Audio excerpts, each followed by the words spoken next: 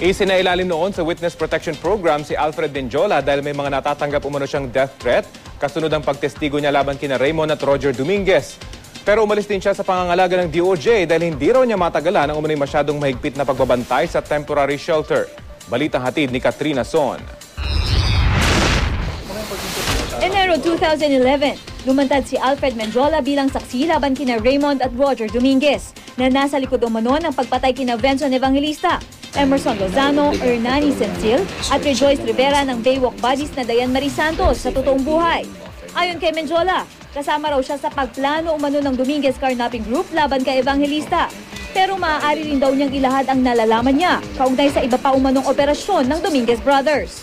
Yung ginawa kong pagsuko, pera dun sa nakonsensya ko dun sa ginawa kay Benson, marami na akong mga nagawang hindi tama before.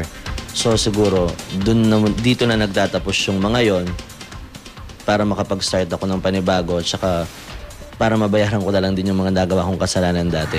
Nagpasailalim si Menjola sa Witness Protection Program ng DOJ para maprotektahan ng mga otoridad ang kanyang pamilya, lalo't may mga natatanggap umano siyang mga death threat. Mayo 2011, biglang umalis si Menjola sa pangangalaga ng Witness Protection Program. Ang dahilan, hindi raw kaya ng utak at katawan niya ang masyadong manong mahigpit na pagbabantay ng temporary shelter ng DOJ. Nagtungo si Menjola sa Bulacan Provincial Jail para doon magpakustudiya. Sa kabila nito, nanindigan si Menjola na hindi raw siya uurong sa pagtestigo sa kaso.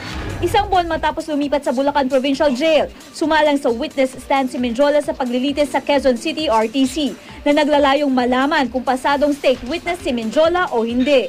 Dito itinuro ni Menjola sa korte ang magkapatid na Dominguez na mga mastermind daw sa pagkarnap at pagpatay kay Benson Evangelista.